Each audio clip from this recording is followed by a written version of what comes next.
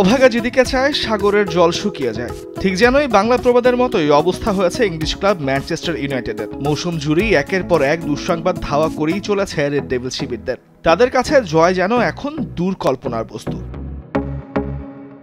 এবার এক বড় লজ্জার মুখোমুখি হতে চলেছে ম্যান ইউ।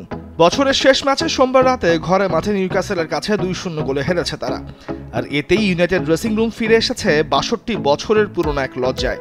দীর্ঘ 6 দশক পর প্রথমবারের মতো এক মাসে 5 লিগ ম্যাচ হার নিয়ে মাঠ ছাড়ল তারা। শেষবার রেড ডেভিলসরা এমন কিছু দেখেছিল 1962 সালে। শুধু তাই নয়, প্রায় এক দশক পর ঘরে মাঠে নিউক্যাসলের বিপক্ষে হারের মুখ দেখল রুবেন অ্যামোরিমের ম্যান ইউ। লজ্জার রেকর্ড অবশ্য এখানে শেষ হচ্ছে না তাদের। এবার তারা বছর শেষ করেছে প্রিমিয়ার লিগের লিগ টেবিলের 14তম অবস্থানে থেকে। 1989 সালের পর এটি তাদের সবচাইতে বাজে বছর। 35 বছর আগে সেবার ম্যান ইউ বছর শেষ করেছিল 15তম অবস্থানে থেকে। এছাড়াও চলতি মাসে তারা সব প্রতিযোগিতা মিলিয়ে হজম করেছে 18 গোল। 1964 সালেও একবার এমন বাজে মাস কাটিয়েছিল তারা।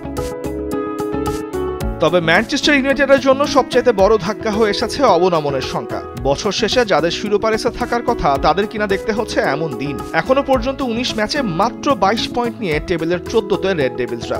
অবিশ্বাস্য হলেও সত্যি অবনমন অঞ্চল থেকে মাত্র 7 পয়েন্ট দূরে তারা দাঁড়িয়ে। অবনমনের সংখ্যা যখন শুরু হয়েছে তখন ফুটবলের পরিসংখ্যানবিদরাও উল্টোতে শুরু করেছেন ইতিহাসের পাতা। অনেকের মনেই প্রশ্ন, প্রিমিয়ার লিগ থেকে সবশেষ কবে অবনমিত হয়েছিল ম্যান ইউ?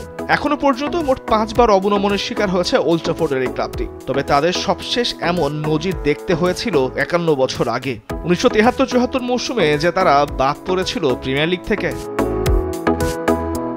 ম্যানচেস্টার ইউনাইটেডকে ভয় দেখাচ্ছে অতীত রেকর্ডটাও। এর আগে প্রিমিয়ার লিগের ইতিহাসে 14 নম্বরে থেকে বছর শেষ করা 4টি দল শেষ পর্যন্ত অবনমিত হয়েছিল।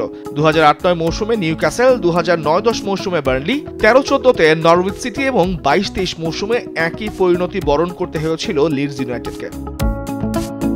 গত কয়েক মৌসুমে নানা সমস্যায় ভোগা ম্যান ইউ শিবিরে কিছুদিন আগেই আশার আলো দেখাতে কোচ হিসেবে যোগ দিয়েছিলেন পর্তুগিজ কোচ রুবেন অ্যামোরিম। তবে তিনিও কাটাতে পারছেন না রেড ডেভিলসদের শনির দশা। তবে নতুন বছরে সবকিছুকে পেছনে ফেলে অবনমনের সংখ্যা কাটিয়ে ম্যান ইউ আলোর মুখ দেখবে, ভালোর পথে হাঁটবে। আর সেই আলোর পথে অ্যামোরিম দলটাকে হাঁটাতে পারেন কিনা সেটাই এখন দেখার বিষয়।